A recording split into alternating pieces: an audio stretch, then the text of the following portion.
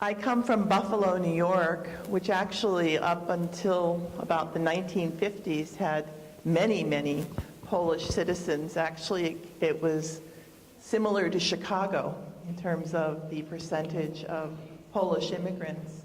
We're known for two things, the Buffalo chicken wing and the Buffalo Bills, but it's also very close to Niagara Falls.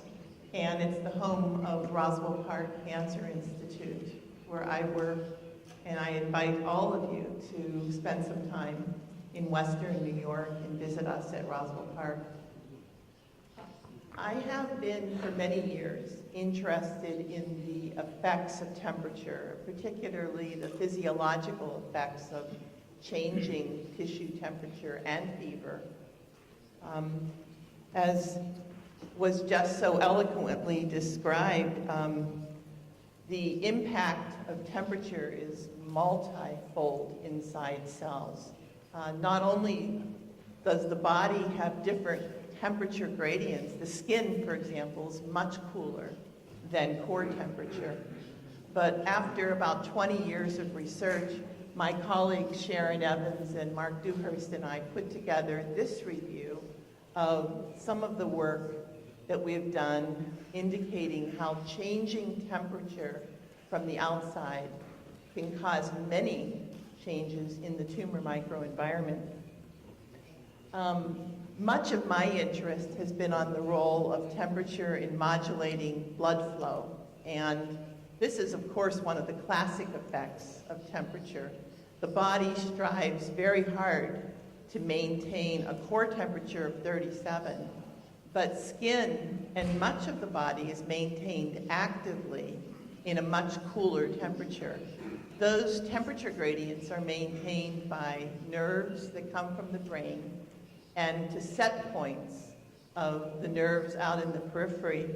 So when temperature changes in the skin, for example, we all know what a rapid increase in blood flow occurs to bring temperature back down to where it's supposed to be. So we're interested in that effect of heat on how we can increase, for example, perfusion in the tumor. We're going to hear later in this session a talk by Dr. Weigelin on the impact of temperature on NK cells. Mark Dewhurst, I think most of you are aware of his work on metabolic changes in terms of oxygenation state of the tumor. And my colleague Sharon Evans has done much work on the impact of temperature on adhesive properties on the lymphocyte.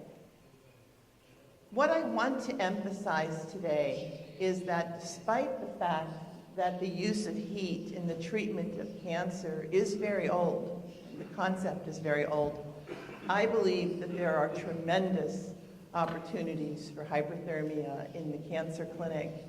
And so here in Poland, if a society is forming, I think it's a very exciting time. And it's important to keep in mind that we're only, I believe, just beginning to scratch the surface of what temperature manipulation can mean in medicine. I think there are important but very underexplored opportunities for hyperthermia in all temperature ranges. And while we're going to hear much at this meeting about the mild to moderate hyperthermia range, it's important to realize that the high temperature, the thermal ablation, also have a growing place in oncology today. And what I want to share with you today is new research in our laboratory that I think there's opportunities for thermal manipulation that don't actually significantly change body temperature at all, but actually serve to keep the organism from feeling cold. We've just heard about fever, and one of the understated aspects of fever is that despite the fact that body temperature is elevated, people generally tend to feel quite cold. And I think this aspect of hyperthermia and preventing that subconscious or conscious feeling of cold is a new opportunity for thermal therapy.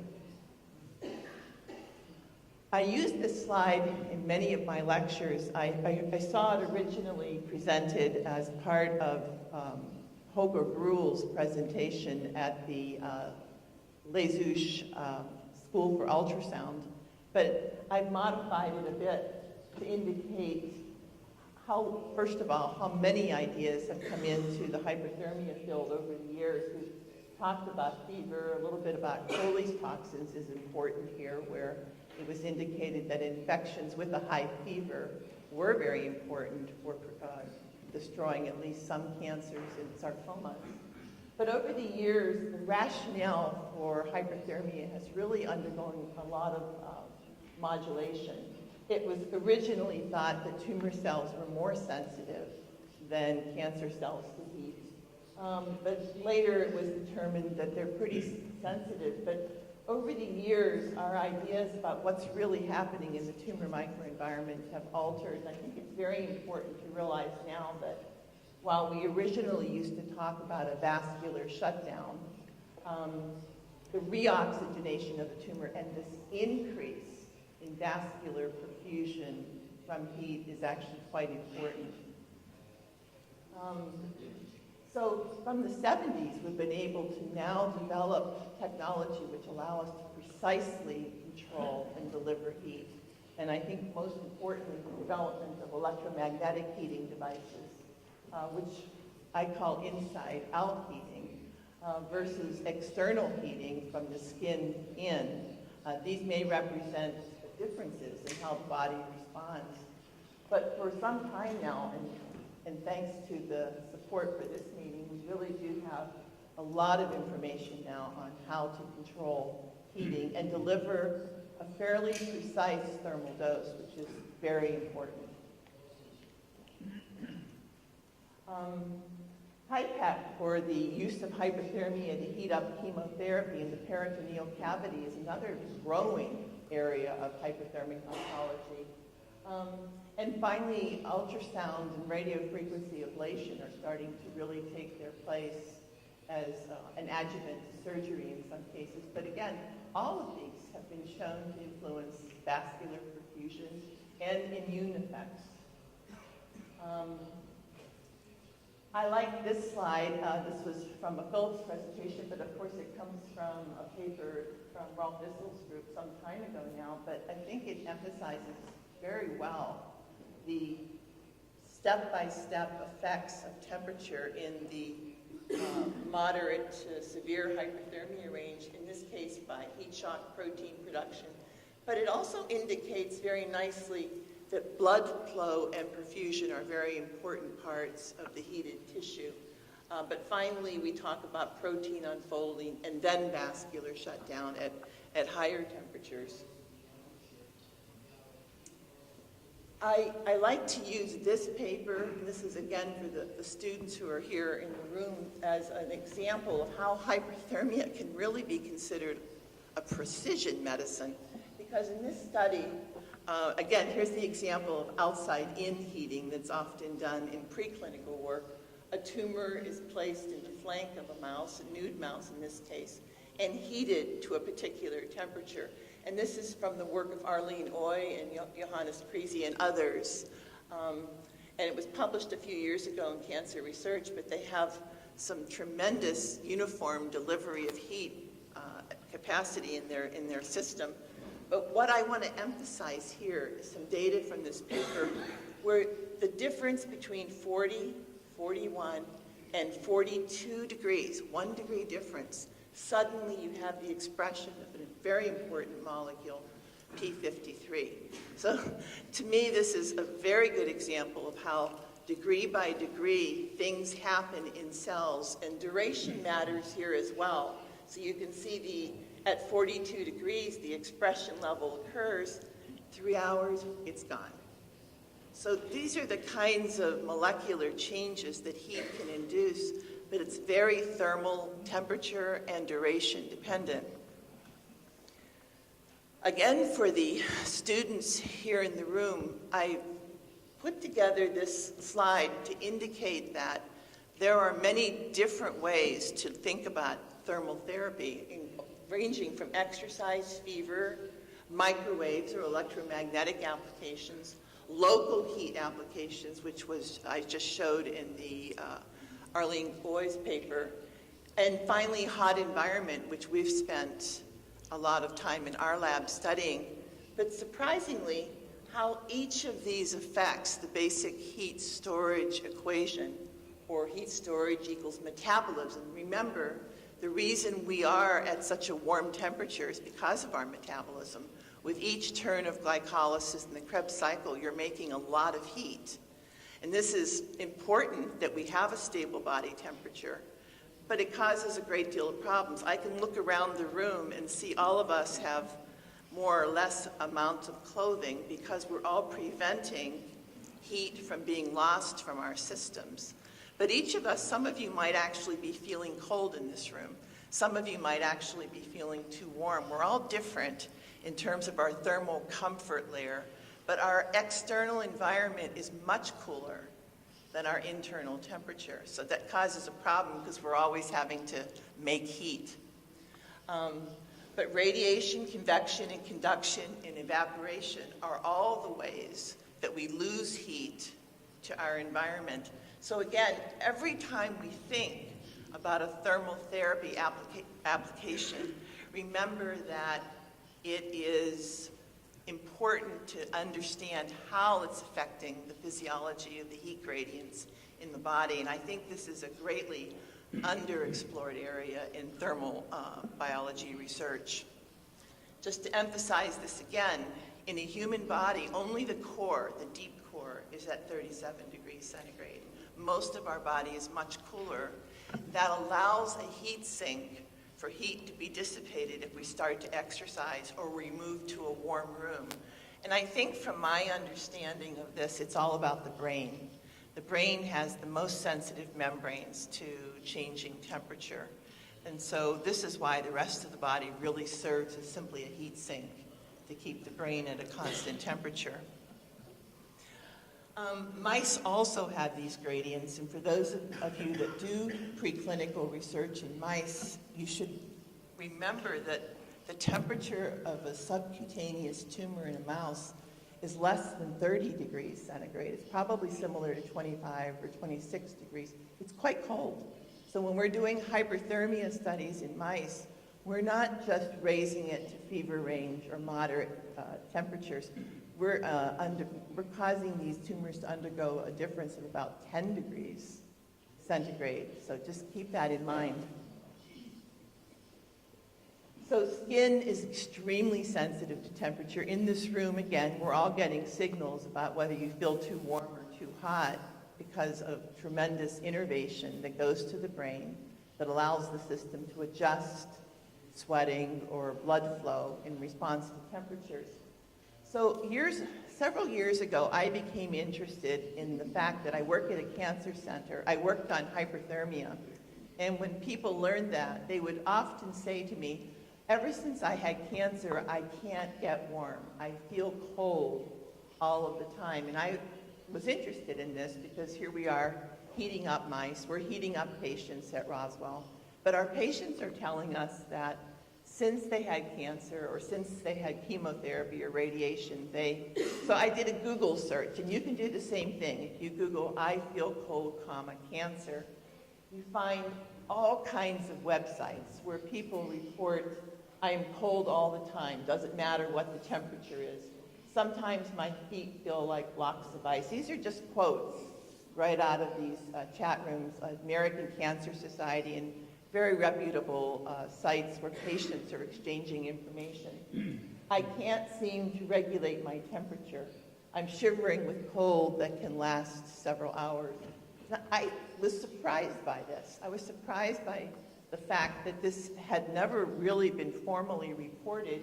When we did a literature review, and this was published in the International Journal of Hyperthermia, where we found that since the 1970s, throughout the 2000s, there were hundreds of articles on feeling hot, but only 2 articles on the fact that many patients complain to their doctors that they feel very cold in response to cancer. So this has started a new study at Roswell Park where we're trying to quantify that effect, where we were able to take advantage of a metabolism study that's ongoing in patients with breast cancer. And we've added a thermal symptom questionnaire to these patients and are obtaining for the first time some quantitative information. And the types of questions that we ask are something like, to what degree has feeling cold or chilled changed during the past 6 months? Or when does your feeling of being cold typically start during the day? There are lots and lots of questions like this. And we're finally starting to get the first quantitative assessment that, in fact, there are patients who feel cold. Many do feel hot, and the doctors seem to think that this is a result sometimes of premenopausal symptoms that occur in response to cancer therapy. But in addition to that expected result, we are starting to quantify the fact that a large number of people do experience this sensation of being cold, but importantly, their body temperature appears normal. You wouldn't pick this up by simply taking the temperature of these people. It's a feeling, and it's not really a response to their actual core temperature. Something is giving them the need to move to a warmer place or to put more clothing on. So, as I mentioned earlier, I spent most of my career trying to see what happens to cells of the immune system when we go from 33, 37 to 39, and we were warming up mice and doing experiments like this, which indicate changes, as Dr. Kazak has just mentioned, a lot of membrane changes that go on. But I had always noticed that in our animal colonies, mice seem cold, just a little bit cold. They're always clustered in the corner of the cage. And that's because we keep the room temperature of mouse colonies relatively cool. That's because the people who have to take care of the mice would get too hot if the room temperature weren't kept cool. So we realized that we had an opportunity to ask a very basic question. How do mice feel if they have a cancer? By the way, if you simply warm the room to thermoneutrality for a mouse, and a person, by the way, who's unclothed, at 85 degrees or 30 degrees centigrade, the mice aren't huddled all the time.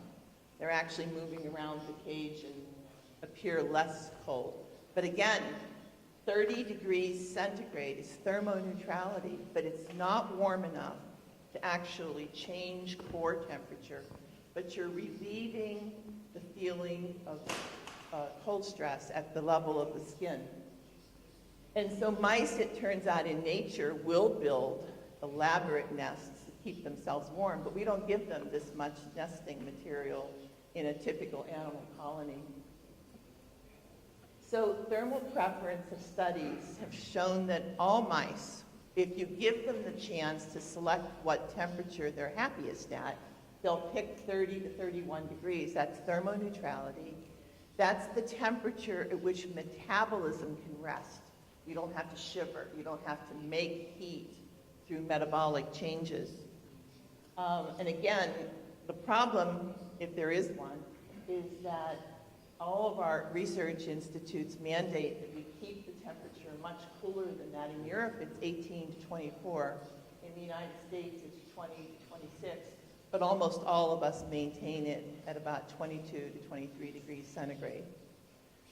And again, we tested the core temperature of those mice is identical, whether you keep them at 22 or 70 degrees Fahrenheit, or you keep them at 30 or about 85 degrees Fahrenheit.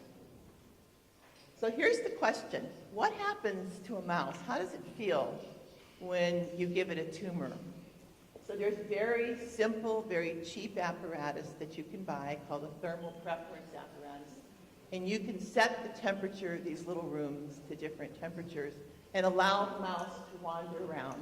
And you measure how much time it spends in each chamber.